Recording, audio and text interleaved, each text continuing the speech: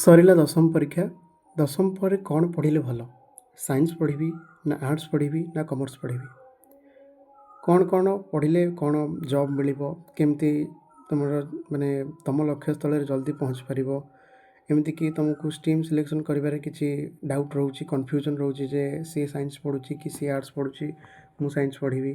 କି ବାପା ଘରେ କହୁଛନ୍ତି କି ପ୍ୟାରେଣ୍ଟସ୍ କହୁଛନ୍ତି ଯେ ମୁଁ ସାଇନ୍ସ ନେବି, କି ତୁ ସାଇନ୍ସ ନେଇଯା, କମର୍ସ ନେଇଯା କି ଆର୍ଟ୍ସ ନେଇଯା। ତ ତାଙ୍କ କଥା ତ କେଉଁଟା ଠିକ୍? ତ ମୁଁ ପିଲାମାନେ ଗୋଟେ କଥା କହୁଛି ଯେ ତୁମ କ୍ୟାରିୟର ନିଜେ ସିଲେକ୍ଟ କର, ତୁମର କେଉଁଥିରେ ଇଣ୍ଟରେଷ୍ଟ ଅଛି। ଭୁଲରେ ବି ଅନ୍ୟମାନଙ୍କ ନିଜର ଇଣ୍ଟରେଷ୍ଟ ଯେଉଁଥିରେ ନାହିଁ ସେଟାକୁ ନିଅନି, ତ ନହେଲେ ବହୁତ ପଛରେ ପସ୍ତେଇବ। ତ ଆଜିର ଭିଡ଼ିଓରେ ମୁଁ କମ୍ପ୍ଲିଟ୍ ତୁମକୁ ଗାଇଡ଼ କରିବି କେମିତି ତୁମେମାନେ କେମିତି କ୍ୟାରିୟର ଷ୍ଟ୍ରିମ୍ ସିଲେକ୍ସନ୍ କରିବ। ତ କେମିତି ତୁମର ଯଦି ମନେକର କି ସରକାରୀ ଚାକିରି କରିବାକୁ ଚାହୁଁଛ, କି ଡାକ୍ତର ଇଞ୍ଜିନିୟର ହେବାକୁ ଚାହୁଁଛ, କି ଆର୍ମି ନେଭି ପୋଲିସରେ ପଢ଼ିବ, କେମିତି କ'ଣ ସବୁ କୋର୍ସର ସବଜେକ୍ଟ ଆଉ ତା'ର କ୍ୟାରିୟର ଅପରଚ୍ୟୁନିଟି କ'ଣ ରହିଛି, ସବୁକିଛି ତୁମମାନଙ୍କୁ ଡିଟେଲରେ ବତେଇବି। ତ ବିନା ଭିଡ଼ିଓକୁ ସ୍କିପ୍ କରି ଫୁଲ୍ ପୁରା ଫାଷ୍ଟରୁ ଲାଷ୍ଟ ଯାଏଁ ଦେଖିବ। ତ ଚାଲ ଡେରି ନକରି ଭିଡ଼ିଓ ଷ୍ଟାର୍ଟ କରିବା। ଭିଡ଼ିଓ ଷ୍ଟାର୍ଟ କରିବା ପୂର୍ବରୁ ଯେଉଁମାନେ ଚ୍ୟାନେଲ୍ ନୂଆ ଅଛ, ବର୍ତ୍ତମାନ ଚ୍ୟାନେଲକୁ ସବସ୍କ୍ରାଇବ୍ କରି ପାଖରେ ଥିବା ବେଲ୍ ଆଇକନ୍ ବଟନ୍କୁ ପ୍ରେସ୍ କରି ଅଲ୍ ନୋଟିଫିକେସନ୍ ଅନ୍ କରିଦିଅ, ଯାହାଦ୍ୱାରା ମୁଁ ଏହି ଚ୍ୟାନେଲରେ ଅପଲୋଡ଼ କରୁଥିବା ପ୍ରତ୍ୟେକଟି ଭିଡ଼ିଓର ନୋଟିଫିକେସନ୍ ତୁମମାନେ ସର୍ବପ୍ରଥମେ ପାଇପାରିବ। ତ ଚାଲ ଡେରି ନକରି ଭିଡ଼ିଓ ଷ୍ଟାର୍ଟ କରିବା। ତ ଦେଖ, ମୁଁ ତୁମମାନଙ୍କ ପାଇଁ ଦେଖ ଫାଷ୍ଟ ତୁମେ କେମିତି କ୍ୟାରିୟର ସିଲେକ୍ଟ କରିବ, କେମିତି ଷ୍ଟ୍ରିମ୍ ଚୁଜ୍ କରିବ। ତ ଦେଖ, ଷ୍ଟ୍ରିମ୍ ଚୁଜ୍ କରିବା ପାଇଁ ମୁଁ ତୁମକୁ କହୁଛି ଫାଷ୍ଟ 3ଟା ଷ୍ଟେପ୍।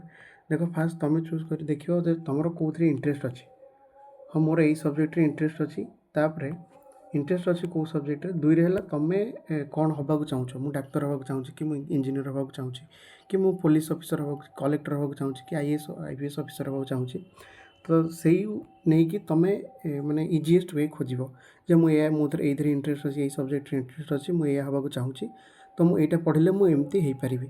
ତ ମୁଁ ତୁମମାନଙ୍କୁ କେବଳ ବତେଇଦେବି, କେବଳ ରାସ୍ତା ବତେଇଦେବି, ଏଇ ଲାଇନ୍ରେ ଏଇ କ୍ୟାରିୟର ଅପରଚ୍ୟୁନିଟି ଅଛି, କି ଏଇ କୋର୍ସ କଲେ ତୁମେ ଏଇଆ ପଢ଼ିପାରିବ। ମୁଁ ତୁମମାନଙ୍କୁ କେବଳ ରାସ୍ତା ବତେଇଦେବି, ବାକି ତୁମେମାନେ ନିଜର କ୍ୟାରିୟର ଚୁଜ୍ କରିବ ନିଜେ। ଓକେ, ତ ଚାଲ ଦେଖିବା ମୁଁ ତୁମର ସାଇନ୍ସ ହେଉ, ଆର୍ଟ୍ସ ହେଉ, କମର୍ସର କ'ଣ ସବଜେକ୍ଟର ତା'ର କ'ଣ ସବଜେକ୍ଟ ପଢ଼ିବ, ତା'ର ଅପରଚ୍ୟୁନିଟି କ'ଣ ରହିଛି। ଦେଖ, ଫାଷ୍ଟ ହେଲା ସାଇନ୍ସ ଷ୍ଟ୍ରିମ୍। ମାନେ ଯେଉଁମାନେ ସାଇନ୍ସ ଷ୍ଟ୍ରିମ୍ ମାନେ ଯେଉଁମାନେ କହିବାକୁ ଗଲେ ସେମାନେ କ'ଣ, ତା'ର ମ୍ୟାଥମେଟିକ୍ସ ଫିଜିକ୍ସ ହେଉ କି ସେମାନେ ସାଇନ୍ସ ହେଉ, ସେମାନେ ମ୍ୟାଥମେଟିକ୍ସ ତାଙ୍କର ଭଲ ହେଉଥିବା ଦରକାର ଦଶମରେ। ତ ଦେଖ, ତା ପାଇଁ ସବଜେକ୍ଟ କମ୍ବିନେସନ୍ କ'ଣ ରହିଛି। ତୁମେ ଯେତେବେଳେ ସାଇନ୍ସ ପଢ଼ିବ, ଦେଖ ସେଠି ଫିଜିକ୍ସ ରହିଛି, କେମିଷ୍ଟ୍ରି ରହିଛି, ମ୍ୟାଥମେଟିକ୍ସ ରହିଛି, ବାୟୋଲୋଜି ରହିଛି, ଇଂଲିଶ ରହିଛି। ତା ଛଡ଼ା ଅପସନାଲ୍ ସବଜେକ୍ଟ ରହିଛି। ତୁମେ ବାୟୋଲୋଜି ବଦଳରେ ବାୟୋଲୋଜି ଆଇଟିକୁ ତୁମେ ବାୟୋଲୋଜି ଚୁଜ୍ କରିପାରିବ କିମ୍ବା ଆଇଟି ଚୁଜ୍ କରିବ। କିନ୍ତୁ 6ଟା ସବଜେକ୍ଟରୁ ତୁମକୁ ଇଂଲିଶ ଓଡ଼ିଆ କମ୍ପଲସରି ରହିବ। ଇଂଲିଶ ଓଡ଼ିଆ ହେଉ କି ଆଇଦର ସେ ସାଂସ୍କ୍ରିଟ୍ ହେଉ, ସେଇଟା କମ୍ପଲସରି ରହିବ। ଏଇ ଯେଉଁ ଦେଖୁଛ ଫିଜିକ୍ସ, କେମିଷ୍ଟ୍ରି, ମ୍ୟାଥ୍, ବାୟୋଲୋଜି ହେଉ, କିମ୍ବା ଫିଜିକ୍ସ, କେମିଷ୍ଟ୍ରି, ଆଇଟି ହେଉ, ମ୍ୟାଥମେଟିକ୍ସ ହେଉ, ନହେଲେ ଫିଜିକ୍ସ, କେମିଷ୍ଟ୍ରି, ବାୟୋଲୋଜି, ଆଇଟି, ଏମିତି କମ୍ବିନେସନ୍ ଅଛି। ତ ସେଇଟା ଦେଖିଦିଅ, ଏସବୁ ସବଜେକ୍ଟ ଅଛି। ଆଉ ଇଂଲିଶ ଓଡ଼ିଆ ପିଲାମାନେ କମ୍ପଲସରି ସାଇନ୍ସ ଷ୍ଟ୍ରିମ୍ ପାଇଁ, ସବୁ ଷ୍ଟ୍ରିମ୍ ପାଇଁ, ସାଇନ୍ସ ଷ୍ଟ୍ରିମ୍ ନୁହଁ, ସବୁ ଷ୍ଟ୍ରିମ୍ ପାଇଁ ଇଂଲିଶ ଓଡ଼ିଆ କମ୍ପଲସରି। ଓକେ, ତ ଦେଖ, ତାପରେ କ୍ୟାରିୟର ଅପସନ୍ କ'ଣ ରହିଛି। ଯଦି ସାଇନ୍ସ ପଢ଼ିବ, ସାଇନ୍ସ ପଢ଼ିବାଟା କ୍ୟାରିୟର ଅପସନ୍ କ'ଣ ରହିଛି। ତ ସାଇନ୍ସ ପଢ଼ିଲେ ଫାଷ୍ଟ ହେଲା ତୁମେ ଡକ୍ଟର ହେଇପାରିବ, ତାପରେ ନର୍ସିଂ କରିପାରିବ, ଫାର୍ମାସି କରିପାରିବ, ଭେଟେରିନାରୀ ସାଇନ୍ସ କରିପାରିବ, ଫିଜିଓଥେରାପି କରିପାରିବ, ବାୟୋଟେକ୍ ବା ବାୟୋମେଡ଼ିକାଲ ସାଇନ୍ସ କରିପାରିବ। ଆଉ ଇଞ୍ଜିନିୟରିଂ ଫିଲ୍ଡ ତୁମେ ଯଦି ମାନେ ଫିଜିକ୍ସ, କେମିଷ୍ଟ୍ରି, ମ୍ୟାଥମେଟିକ୍ସ ତୁମର ଭଲ ହେଉଛି, ତ ତୁମେ ଇଞ୍ଜିନିୟରିଂ କରିପାରିବ, ବିଟେକ୍ରେ କରିପାରିବ, ଆର୍କିଟେକ୍ଚର କରିପାରିବ, ଡିଫେନ୍ସ NDAରେ ଯାଇପାରିବ, ନେଭିରେ ଯାଇପାରିବ। ତାପରେ ଡେଟା ସାଇନ୍ସ ଯେଉଁ ଆର୍ଟିଫିସିଆଲ ଇଣ୍ଟେଲିଜେନ୍ସ କୋର୍ସ କରିପାରିବ। ସାଇନ୍ସରେ ପିଲାମାନେ ଗୋଟେ ଭାଷ୍ଟ ବହୁତ ମାନେ ତୁମ ପାଇଁ ଅପରଚ୍ୟୁନିଟି ଅଛି। ତ ଯେଉଁମାନଙ୍କର ସାଇନ୍ସ ନେବାକୁ ଚାହୁଁଛ, ସେମାନେ ବହୁତ ତୁମ ପାଇଁ ଅପରଚ୍ୟୁନିଟି, ମାନେ ରାସ୍ତା ତୁମ ପାଇଁ ଖୋଲିକି ଅଛି ସାଇନ୍ସ ଯେଉଁମାନେ ପଢ଼ିବାକୁ ଚାହୁଁଛ। ତ ଦେଖ, ଅଦର ସାଇନ୍ସ କ୍ୟାରିୟର ଯେମିତିକି ତୁମେ ସାଇଣ୍ଟିଷ୍ଟ ହେଇପାରିବ, ହେଲା। ତାପରେ ଇନଭାଇରମେଣ୍ଟାଲ ସାଇନ୍ସରେ ତୁମେ ଟିଚର ହେଇପାରିବ, BSc BEd କରିକି। ତାପରେ ଏଗ୍ରିକଲଚର ଫରେଷ୍ଟ୍ରି ଅଫିସର ହେଇପାରିବ ତୁମେ, ଫିସରୀ ସାଇନ୍ସ ନେଇକି। ତାପରେ ସାଇନ୍ସ ପରେ ତୁମର ଟପ୍ କଲେଜ ମନେକର ଆମ ଓଡ଼ିଶାରେ କ'ଣ ରହିଛି, ବିଜେପି କଲେଜ ହେଉ, କିଛିଟା ତୁମକୁ ଦେଇଛି ମାନେ ପପୁଲାର କଲେଜ ଅଛି ଯେଉଁଟା, ରେଭେନ୍ସା କଲେଜ ହେଉ କି ଆମର ଫକୀରମୋହନ ବାଲେଶ୍ୱର କଲେଜ, ବାଲେଶ୍ୱରରେ ଅଛି ସେ କଲେଜ ହେଉ, ଏସବୁ ପପୁଲାର ଗଭର୍ଣ୍ଣମେଣ୍ଟ କଲେଜ ଅଛି। ତ ସାଇନ୍ସ ଷ୍ଟ୍ରିମ୍ ପାଇଁ ଏହା ଦେଖ ତୁମର ଅପରଚ୍ୟୁନିଟି ରହିଛି କ'ଣ, ଆଉ ସବଜେକ୍ଟ କମ୍ବିନେସନ୍ କ'ଣ ରହିବ। ତାପରେ ନେକ୍ସଟ ଦେଖିବା ଆର୍ଟ୍ସ ଷ୍ଟ୍ରିମ୍ କ'ଣ ରହୁଛି। ଆର୍ଟ୍ସ ଯେଉଁମାନେ ପଢ଼ୁଛ ସେମାନଙ୍କର ଦେଖ, ସେମାନଙ୍କର କ୍ରିଏଟିଭିଟି ଉପରେ ତାଙ୍କର ଡିପେଣ୍ଡ କରେ। ସେମିତି ନୁହଁ ଯେ ମୁଁ ସାଇନ୍ସ ପଢ଼ିଲେ ଭଲ ମାନେ ଭଲ ବୋଲି ଇଏ ଭଲ ଅପସନ୍ ଅଛି। ଆର୍ଟ୍ସରେ ବି ଭଲ ଅପସନ୍ ମାନେ ତୁମର କ୍ୟାରିୟର ଅପରଚ୍ୟୁନିଟି ଅଛି, କମର୍ସରେ ବି ଅଛି। ପିଲାମାନେ ସବୁଥିରେ ଭଲ ଅପରଚ୍ୟୁନିଟି ଅଛି ଆଜିକାଲି ଯୁଗରେ। କିନ୍ତୁ ବାକି ରହିଲା ତୁମେ କେମିତି ତୁମର ପାଠ ପଢ଼ିବା ଇଣ୍ଟରେଷ୍ଟ ନେଇକି ତୁମେ କେମିତି ତୁମ କ୍ରିଏଟିଭିଟିକୁ ଦେଖାଇ ପାରୁଛ ସେଇଟା ଉପରେ ଡିପେଣ୍ଡ କରେ ତୁମେ କେମିତି ଭଲ ଜବ୍ ପାଇବ, ଭଲ ଇନକମ୍ କରିବ କି ଭଲ ମଣିଷଟି ହେଇପାରିବ। ତ ଦେଖ ଆର୍ଟ୍ସରେ କ'ଣ ରହିଛି, ତୁମ ସବଜେକ୍ଟ କମ୍ବିନେସନ୍ କ'ଣ ରହିଛି। ଆର୍ଟ୍ସରେ ତୁମେ ହିଷ୍ଟ୍ରି ହଉ, ପଲିଟିକାଲ୍ ସାଇନ୍ସ ହଉ, ଜୋଗ୍ରାଫି ଅଛି, ସୋସିଓଲୋଜି ଅଛି, ସାଇକୋଲୋଜି ଅଛି, ଇକୋନୋମିକ୍ସ ଅଛି। ଆଉ ବାକି ଓଡ଼ିଆ ଇଂଲିଶଟା ସବୁଥିରେ କମ୍ପଲସରି। ଇଂଲିଶ ଓଡ଼ିଆ ଯେଉଁ ଓଡ଼ିଆ ଇଂଲିଶ ହଉ କି ଓଡ଼ିଆ ବଦଳରେ ତୁମେ ହିନ୍ଦୀ ହଉ, ସାଂସ୍କ୍ରିଟ୍ ହଉ, କିନ୍ତୁ ଇଂଲିଶ ଓଡ଼ିଆ ଏସବୁ କମ୍ପଲସରି ସବଜେକ୍ଟ ହେଲା। ଆଉ ବାକି ତୁମର ଚାରିଟା ତୁମ ଅପସନାଲ୍ ତୁମେ ବାଛିକି ନେବ। ଓକେ, ଏଜୁକେସନ୍ ହଉ, ଲଜିକ୍, ଫିଲୋସଫି ଅଛି ଆର୍ଟ୍ସରେ। ତ ଅଦର ଏମିତି ସବୁ ଅଛି। ମୁଁ ଯଦି ପର୍ଟିକୁଲାର ଷ୍ଟ୍ରିମ୍ ପାଇଁ ତୁମର ଆର୍ଟ୍ସ ଷ୍ଟ୍ରିମ୍ ପାଇଁ ହଉ, ତା'ର ପୁଣି କ୍ୟାରିୟର କୋର୍ସ ଗୋଟେ ପର୍ଟିକୁଲାର ଭିଡ଼ିଓ ନେଇ ଆସିବି ତୁମେ ଯଦି କମେଣ୍ଟ କର। ଓକେ, ତ ଏବେ ଖାଲି ତୁମମାନଙ୍କୁ ବତେଇ ଦେଉଛି କ'ଣ ସବୁ ସବଜେକ୍ଟ କମ୍ବିନେସନ୍ ଅଛି ଆଉ ତା'ର କ୍ୟାରିୟର ଅପସନ୍ କ'ଣ ରହିଛି। ଯାହାଦ୍ୱାରା ତୁମେ ଜାଣିପାରିବ ଯେ ମୁଁ ଏଇ ଷ୍ଟ୍ରିମ୍ ନେବି, ଏଇ ଷ୍ଟ୍ରିମ୍ରେ ହଁ ଏଇଆ ଅପରଚ୍ୟୁନିଟି ଅଛି, ମୁଁ ଏଇଆ ପାରିବି। ତ ଦେଖ ତାପରେ ତା'ର ଅପରଚ୍ୟୁନିଟି କ'ଣ ରହିଛି। ଆର୍ଟ୍ସ ଷ୍ଟ୍ରିମ୍ ନେଲେ ତୁମେ IAS, OS, IPS ଅଫିସର ହେଇପାରିବ, ଯେଉଁ ତୁମ ପାଇଁ ସହଜ ହେବ। ସେମିତି ନୁହଁ ଯେ ସାଇନ୍ସ ପିଲା ବି IAS, OS ହେଇପାରିବେ, ତାଙ୍କ ପାଇଁ ସବୁ ଅପରଚ୍ୟୁନିଟି ଅଛି। ତ ତୁମେ ଲ ଡିଗ୍ରୀ କରିପାରିବ, ଲୟର୍ ହେଇପାରିବ, ଟିଚିଂ କରିପାରିବ, ଜର୍ଣ୍ଣାଲିଜିମ୍ ହେଇପାରିବ, ସୋସିଆଲ୍ ୱାର୍କ କରିପାରିବ। ତାପରେ ଆର୍ଟ୍ସରେ ତୁମର ଯେହେତୁ ଅଛି କ୍ରିଏଟିଭିଟି ପରଫର୍ମ କରିକି ତୁମେ ଆର୍ଟ୍ସ ବିଭିନ୍ନ ଆର୍ଟିଷ୍ଟ ହେଇପାରିବ। ତାପରେ ହୋଟେଲ୍ ମ୍ୟାନେଜମେଣ୍ଟ ବି ହେଇପାରିବ, ଟୁରିଜିମ୍, କଣ୍ଟେଣ୍ଟ ରାଇଟିଂ କରିପାରିବ, ଯେମିତିକି ମୁଭି ଫୁଭି ତୁମେ ଲେଖିପାରିବ। ଓକେ, ତ ପପୁଲାର ଆର୍ଟ୍ସ କଲେଜ ଓଡ଼ିଶାରେ କ'ଣ ସବୁ ରହୁଛି, ଯେମିତିକି ଫକୀରମୋହନ କଲେଜ ବାଲେଶ୍ୱରରେ ଅଛି। ତାପରେ ପୁରୀରେ SCS କଲେଜ, ତାପରେ ବ୍ରହ୍ମପୁରରେ କଲେଜ ଅଛି। ତ ଏସବୁ ପପୁଲାର କଲେଜ ରହୁଛି। ତ ଆର୍ଟ୍ସ ବି ଭଲ ସବଜେକ୍ଟ। ପିଲାମାନେ ତୁମର ଇଣ୍ଟରେଷ୍ଟ ନେଇକି ତୁମେ ଆର୍ଟ୍ସକୁ ଚୁଜ୍ କରିପାରିବ।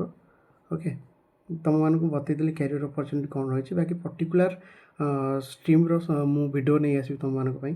ଓକେ, ତାପରେ ନେକ୍ସଟ ଦେଖିବା କମର୍ସ ଷ୍ଟ୍ରିମ୍ରେ କ'ଣ ରହିଛି। କମର୍ସ ଷ୍ଟ୍ରିମ୍ରେ କ'ଣ ତୁମ ବାଣିଜ୍ୟରେ ଇଣ୍ଟରେଷ୍ଟ ରହୁଛି, ବିଜନେସ୍ କରିବାର ଇଚ୍ଛା ରହୁଛି, ତ କମର୍ସ ଷ୍ଟ୍ରିମ୍ ତୁମେମାନେ ନେଇପାରିବ। ଦେଖ କମର୍ସ ଷ୍ଟ୍ରିମ୍ରେ କ'ଣ ଆକାଉଣ୍ଟାନ୍ସି ହଉ, ବିଜନେସ୍ ଷ୍ଟଡ଼ିଜ୍ ହଉ, ଇକୋନୋମିକ୍ସ ହଉ, ଇଂଲିଶ ହଉ, ମ୍ୟାଥମେଟିକ୍ସ ହଉ, ଅପସନାଲ୍ ରହୁଛି। ଅପସନାଲ୍ ତୁମେ ୟାକୁ ନେଇପାରିବ ଏଣ୍ଟରପ୍ରେନରସିପ୍, ଫିଜିକାଲ୍ ଏଜୁକେସନ୍, ଓଡ଼ିଆ। ବାକି ଇଂଲିଶ ଓଡ଼ିଆ ମୁଁ ତୁମମାନଙ୍କୁ କହିଛି ଯେ ଉଭୟରେ ତିନିଟା ଷ୍ଟ୍ରିମ୍ରେ କମ୍ପଲସରି ଇଂଲିଶ ଓଡ଼ିଆ। ତାପରେ ଆଦେହରେ କ'ଣ ସବୁ ଅପରଚ୍ୟୁନିଟି ରହୁଛି, ଯେମିତି ତୁମେ ଚାର୍ଟେଡ଼ ଆକାଉଣ୍ଟ ହେଇପାରିବ, CA ହେଇପାରିବ, କମ୍ପାନୀର ସେକ୍ରେଟାରୀ ହେଇପାରିବ।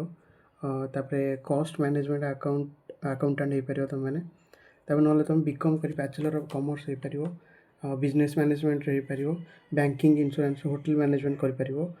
ତାପରେ ଡିଜିଟାଲ୍ ମାର୍କେଟିଂ କରିପାରିବ। ଗଭର୍ଣ୍ଣମେଣ୍ଟ ଜବ୍ ଯାହା ବି ବାକି ଅଛି ତିନିଟା ସେକ୍ଟରରେ କରିପାରିବ।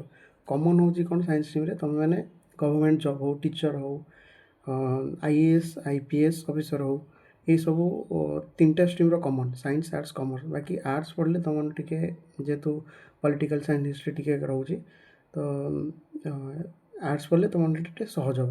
ତୁମେ ଇକୋନୋମିକ୍ସ ହେଇପାରିବ କମର୍ସ ପଢ଼ିଲେ। ଓକେ, ତାପରେ ଦେଖ ଆଉ କ'ଣ ଅପସନ୍ ସବୁ ରହିଛି। ତୁମେ ପପୁଲାର ଆମର କଲେଜ ରହୁଛି ସବୁ କମର୍ସ ପାଇଁ କ'ଣ RD ଓମେନ୍ସ କଲେଜ ରହୁଛି, BJP କଲେଜ ରହୁଛି। ଏମିତି ଅଲଗା ଅଲଗା କଲେଜ ବି ଅଛି। ମୁଁ ଖାଲି ତୁମ ଏଇ ଟପ୍ ପପୁଲାର କଲେଜ କରିଦେଲି।